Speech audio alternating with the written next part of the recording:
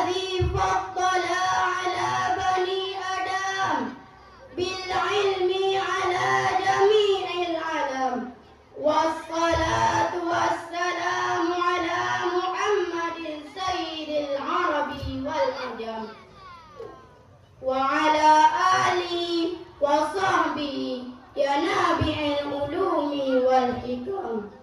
Amma ba'du. Segala puji bagi Allah, Allah yang telah memberi kita beribu-ribu nikmat, di antaranya nikmat iman dan nikmat Islam. Dan Allah pula yang menciptakan manusia. Dialah Allah yang tiada Tuhan selainnya Allah. Dan selawat bernada salam, marilah sama-sama kita sampaikan kepada Nabi besar Muhammad sallallahu alaihi wasallam, yang mana oleh beliau yang telah membawa kita dari alam jahiliyah sampai alam Islamiyah, dari alam menyembah berhala sampai alam menyembah Allah Subhanahu wa taala. Penghormatan saya kepada Al-Mukarram, pimpinan Dayah Nahdlatul Fatah, kepada seluruh dewan guru, kepada seluruh panitia, kepada seluruh peserta musabaqah tilawatil Quran, kepada seluruh dewan hakim yang arif dan bijaksana, dan kepada muslimin wal muslimat rahimakumullah. Pada kesempatan ini, izinkan saya untuk membawa sebuah pidato yang berjudul Ilmu Menjanjikan Kebahagiaan.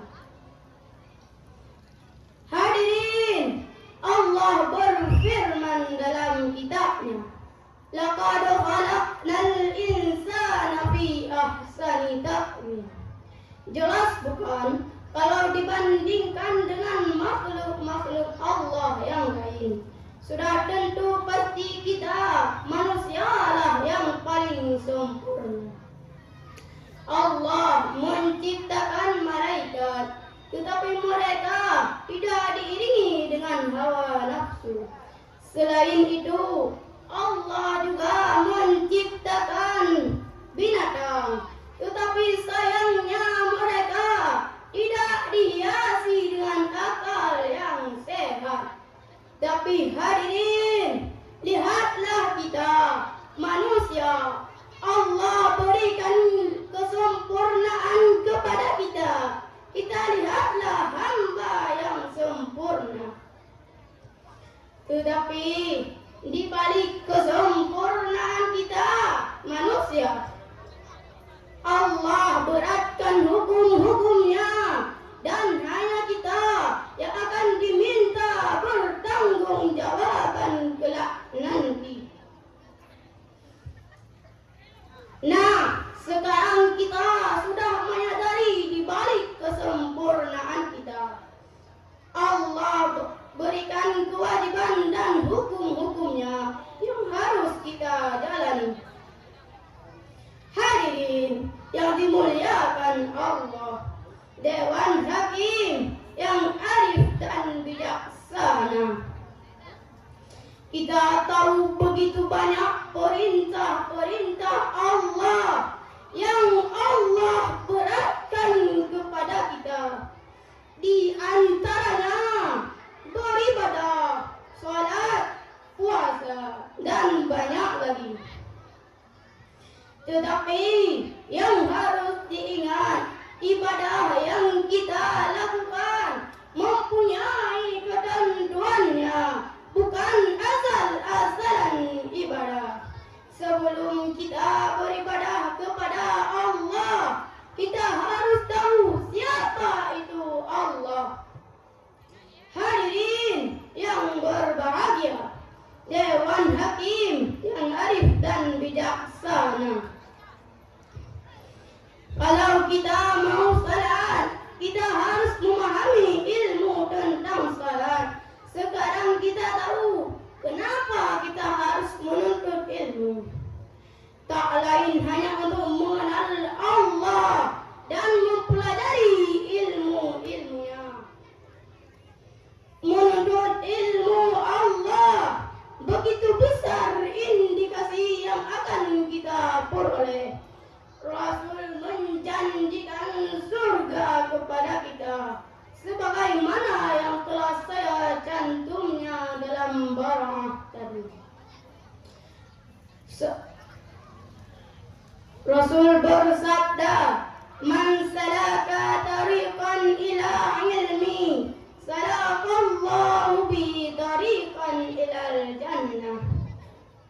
Barang siapa menempuh jalan kepada ilmu, niscaya akan mempertunjukkan jalan yang menuju kepada surga. Begitu sejuknya hati kita saat mendengarkan sabda Nabi tersebut. Setidaknya kita sudah dikategorikan sebagai orang-orang yang menuju kepada surga. Tapi ingat, niat kita harus ikhlas karena Allah. Hadirin yang berbahagia, Dewan Juri yang kami muliakan, seseorang yang tidak amanah dalam masalah ilmu bisa menjadi sumber bencana bagi banyak orang. Menyampaikan ilmu secara serampangan dan hanya berdasarkan hawa nafsu, itu adalah salah satu bentuk khianat dalam masalah ilmu. Hal itu bisa menyebabkan banyak orang terjerumus ke dalam kesesatan. Ribuan bahkan jutaan orang mungkin akan terjatuh ke dalam dosa besar, dan ribuan orang mungkin saja akan keluar dari Islam dan mati dengan keadaan tidak membawa iman. Hadirin rahimakumullah, Dewan Juri yang kami muliakan, karena itulah kita diingatkan oleh Allah untuk tidak mengatakan sesuatu yang tidak kita ketahui. Allah melarang kita mengucapkan sesuatu tanpa dasar ilmu. Seperti di dalam firman-Nya surat Al-Isra ayat 36. Wala taqfu ma laysa laka bihi ilmu. Dan janganlah engkau mengucapkan perkataan tanpa dasar ilmu. Hadirin yang berbahagia, Dewan Juri yang kami muliakan, dengan ilmu kebahagiaan di dunia bisa kita rasakan.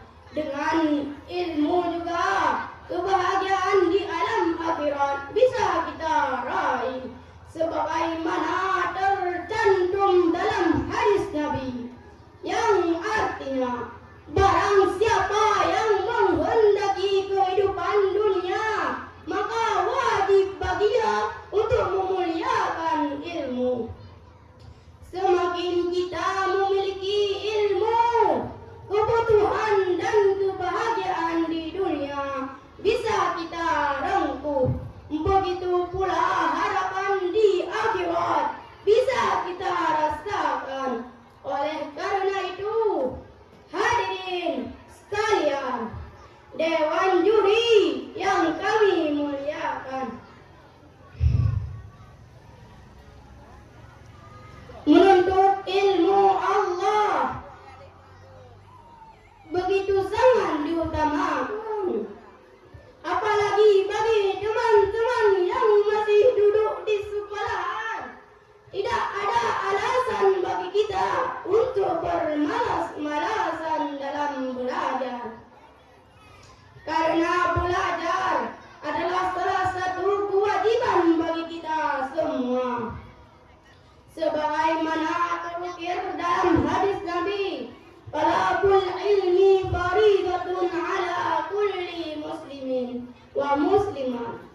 menuntut ilmu Allah itu wajib bagi tiap-tiap orang Islam, laki-laki dan perempuan. Kenapa Rasulullah sallallahu alaihi wasallam mewajibkan umatnya untuk menuntut ilmu? Karena ilmu sangat penting bagi kehidupan manusia di dunia ini. Dengan ilmu kita bisa menundukkan seluruh makhluk Allah di dunia ini. Kita bisa menguasai gunung, bintang, bulan, langit, tumbuh-tumbuhan, dan hewan buas sekalipun. Dengan ilmu pula kita bisa memimpin dunia, memimpin seluruh makhluk Allah, dan pada akhirnya kita akan menjadi makhluk yang terbaik di antara makhluk-makhluk Allah yang lainnya. Tetapi jika kita tidak berilmu, kita akan menjadi bodoh, tidak tahu apa-apa di dunia ini, hingga pada akhirnya kita akan menjadi makhluk yang paling rendah. Hadirin yang dimuliakan Allah, Dewan Hakim yang arif dan bijaksana. Dahulu kala Nabiullah Sulaiman ditawari oleh Allah 3 hal. Wahai Nabi Sulaiman, kata Allah, kamu mau memilih yang mana di antara ilmu, harta, dan kekuasaan? Ternyata Nabi Sulaiman tidak memilih harta bahkan kekuasaan, tetapi yang dipilih oleh Nabi Sulaiman adalah ilmu.